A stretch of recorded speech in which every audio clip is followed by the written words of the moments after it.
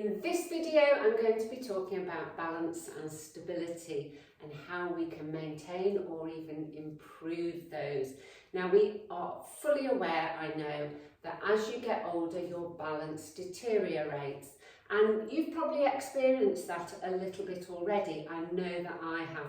I'm just not quite as steady on my feet, particularly on one foot, as I used to be. And if we haven't got good balance and stability, we know we're at greater risk of falls. And falls are a huge problem because when you fall, particularly for women, you've got a really high risk of having a hip fracture. That can mean surgery, but also there's a big correlation between people falling and actually having a shorter lifespan. So you are much more likely to die, I know this sounds dramatic, following a fall than you would be if you hadn't had a fall. So it's really important. You will notice I mentioned the word stability as well as balance. So what's that about? Well, stability is part of balance. Stability, if you're not stable, it's when you wobble. So here I am, very unstable on one leg, wobbling around. So that means that when that happens, I'm more likely to fall. So if my joints were nice and stable like this, then I'm less likely to fall. So not only does lack of stability increase your likelihood of falling, it also increases your risk of chronic injuries. So if you're wobbling around like this, you're really putting quite a weird force through those joints, a non-stable force. So if you imagine what's happening in the joints with that really uncontrolled load, it makes sense, doesn't it, that you're much more likely to get knee, hip and back pain in those joints. So we're looking at stability as well as balance. So balance, the ability to stay upright without falling over, and stability to stay upright without all that wobbling going on. So let's look how we can improve your balance and stability. I'm going to start with what I always say to people if they're going to do balance work. I'm going to say, first off, shoes off. Really, really important that when you're doing balance work that you are working in bare or stocking feet if you haven't got a comfortable floor. But I'm going to be in bare feet here because you've got 26 bones in your feet, 33 joints, and all the associated ligaments and tendons. So your feet are amazing. Amazing feet, pardon the pun, amazing feat of engineering. It's like a fantastic messaging system to the rest of your body. So what happens at the feet, your foundation, affects everything else upstream. So make sure that you're working in bare feet. And we're going to start with a very simple balance, but I'm going to use a prop.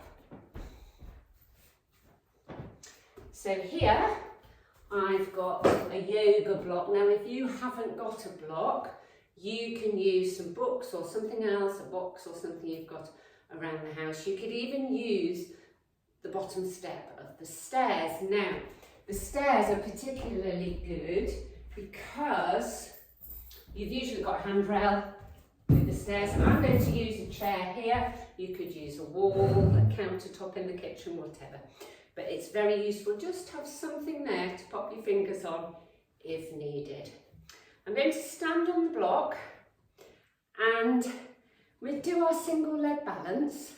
Doesn't look very exciting, does it? The reason I'm using the block is because it makes your hips work just that little bit harder by being up on the block. You'll understand that a little bit more in a moment. So if you're standing on this block like this, there could be a tendency to do this. Okay. Now, when you slump like that, your hip goes out to the side, It's much easier to balance, but you're not using your balancing muscles. And I'm talking about the muscles that are in your hip here. In particular, one of your glute muscles here at the side, the glute med. They're really important for stabilising you. So stability, a lot of stability comes from strength in the muscles. So just standing like this, trying to keep your feet level, making sure that hip's not out. So if you feel it's out, just put your fingers on, bring it back to centre. Think about making yourself nice and tall. You've got your fingertips here if needs be. And it's not going to be long before you start feeling all the muscles here down into your leg, all around the hip area, really working. And of course, you're going to do that on the other side as well. But I'm just going to give you a pointer here. If we take the block away, and I just want you to test this yourself. So when you stand on one leg, not everybody, for many people, there is a tendency to put the weight into the forefront. So if I go sideways, there's a tendency like this. And what that does, as soon as your weight's mostly in the front of your foot, your hips go forward. Now, I want your hips to be above your heels. When you do that, you're really working these muscles fully. Going on your forefront like this is the equivalent of putting your hip out, but just in the forward bit, and you're not using the muscles we want you to use. So just make sure you're not here, that your hips are over the top of your ankles. If you find it hard to get into that position, you can just do a bit of a hip hinge like that. Lean forward a little bit from the hip, and that will send your bottom back a bit. So let's go onto the block again. I'll do my other leg. So let's just go through those points. So when you took the weight out of the forefront, you would have more weight into the heel. So my feet are quite big actually. I get size 7 feet me. So I hang my toes over the edge of the block, which makes sure that I've got the weight into my heel more, and just check that that hip is across here like that. And all you're going to do is stand, I don't know, 20, 30 seconds for as long as you can, really feeling those hip muscles working. And I now know that these hip muscles must be weaker than those, because these ones are doing fine, but on this side they got tired a lot more quickly. And you may find you've got a similar sort of thing going on, one side stronger than the other. Okay, now if you think about squeezing your bottom and pushing that foot into the floor, so think about making yourself taller. So you're rising up and you're pushing that foot, and what that does is it switches all the muscles on. Now there's a little bit of movement going on in my feet, but I'm not wobbling around like this. The more you tense up those muscles, the stronger those muscles get, the more stable you will be, but that may just take a little time to get that strength. And I'm aware that while I was doing that then, I started curling my toes up and putting the pressure into the front of my foot. So I'm just going to do a little push back, a little bit of a hip hinge. That's where I drop my chest forward and I send my bottom back, and that's better now. I am taking the weight into my heel, and I can feel the difference. The muscles are working a lot harder when I do that. So you'll be surprised. It looks really simple, but those muscles will get very fatigued. Okay, let's have a look at another exercise. So just standing on the floor balancing. Okay, you're going to take the weight onto one foot. So just slight bend, and the same principles apply. Make sure your hips not out here. Make sure that you're not pushing into your forefront. So the majority of the weight into your heel. Okay, and you might want to time yourself. You might want to meditate, think beautiful thoughts while you're doing this. This is a really good one to do, waiting for the kettle to boil, that sort of thing, waiting for a timer or something. Okay, now you can make that a little bit more difficult for yourself. You probably found that you were staring at something. You were doing the balance stare. So we need to be able to balance in all situations. We don't know where we're looking, how we're moving, if we trip on the pavement. We need to be able to balance in different situations. So first off, you're going to just move your head very slowly and back to centre.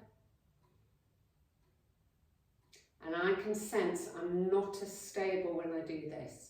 It's a little bit more challenging to my nervous system, and I can feel a bit more of a wobble going on. So I'm just going to make sure, squeeze my bottom, got weight in my heel, really using those muscles to keep myself stable.